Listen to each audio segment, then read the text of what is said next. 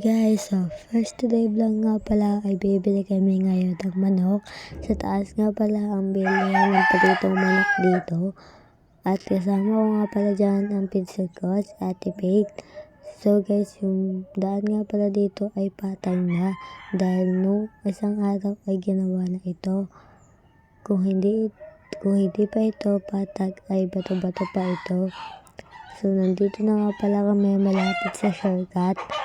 Pataas na nga pala yung isang voice over na i-post ko na. Ayan na nga guys, pagpasensyaan nyo na nga pala yung daan na to.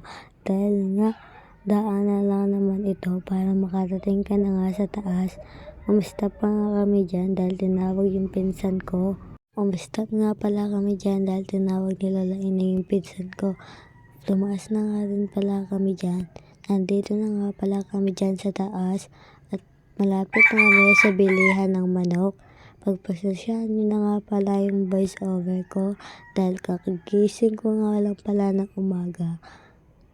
May dumaan pa nga dyan na tricycle kaya tumagilid muna kami. So may pakita-kita pa nga ako dyan. Charot! Ayan na nga guys, malapit-lapit na nga pala kami. Papakita ko nga pala sa inyo yun po yung may mga tao. Doon nga po pala ang bilihan ng pritong manok. Malapit na nga kami dito sa bilihan ng manok. Maraming tao nga pala dito kaya nahihiya ako mag-video. Nandito nga pala rin yung pinsan ko, si Cheng. Ayan nga pala yung pritong manok na binibenta nila. At kumukuha na nga rin pala si Ate Faith at nagluluto na rin ng panibagong tinda. Yung nagtitinda, syempre. Alam naman kami, charot. Kuha nga ng suka si Ate Faith. Ayan nga yung kalsada dito. Hindi naman gaano maraming tao dahil yung ibang tao ay nakabili na. May dumaan pa nga dyan at pauwi na rin kami.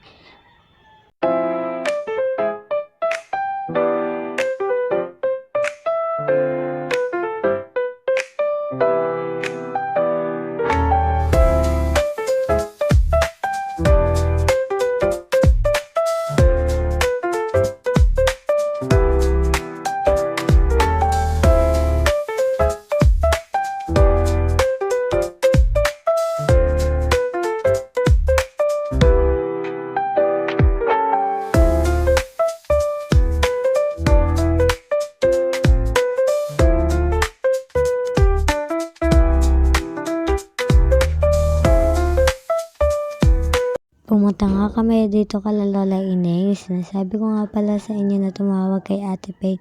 Medyo basa nga pala dito yung daanan sa kanila. Dahil minsan dito nagtatapon ng tubig. Humingi na rin pala ng sandali sa Ate Faith.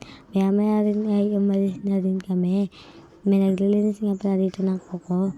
Ayan nga nakasabay namin yung pinsan ko. Malapit na nga pala ito matapos ang video ko. Yan nga pala yung tindahan ng tita ko. At dito nga pala yung kalsada namin na walang katao-tao. Yun lang. Thanks for watching.